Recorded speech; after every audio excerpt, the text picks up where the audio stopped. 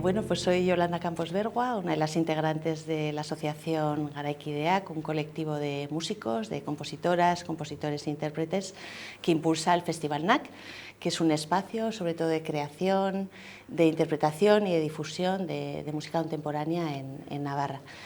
Pero sobre todo también yo creo que es un espacio de escucha, de pensamiento reflexivo, que busca también huir de esa superficialidad, ¿no?, de pensamiento que tanto nos rodea y profundizar en conceptos bueno, que son bastante relevantes, ¿no?, como la importancia que tiene la cultura y las artes como herramienta de transformación social, por ejemplo. Y en ese sentido yo creo que el Festival NAC siempre ha buscado ese cambio de paradigma, ¿no? Quizá lo que más nos defina y el punto de partida de todo esto sea ese hilo conductor que establecemos en cada edición y que de alguna manera articula y dota contexto y coherencia, ¿no?, a todo lo que es, a toda la programación, que por otro lado tiene un componente pedagógico y didáctico en todas las actividades y que también, digamos, que articulamos junto a otras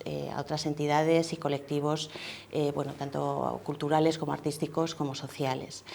Y yo creo que bueno, viene motivado, ¿no?, la creación de este festival por ese vacío que quizá había en nuestra comunidad autónoma, no tanto sobre la creación contemporánea, sobre lo que es la interpretación de música de vanguardia, sino sobre todo con todo lo que está vinculado a la creación vanguardista, ¿no? Y es ahí donde yo creo que NAC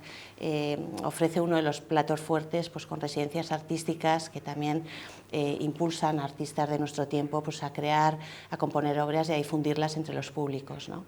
Y bueno, en este sentido es muy agradecer, ¿no?, la implicación del programa Innova en todo este apoyo y sobre todo en esta escucha, ¿no?, que presta a proyectos que quizá no sean los más comerciales, pero que también son necesarios para,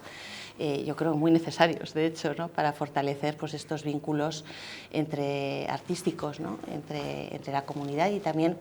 facilitarnos de alguna manera, pues, ese compartir con otros proyectos de otros compañeros y compañeras que son increíbles y que estamos conociendo aquí ahora, ¿no?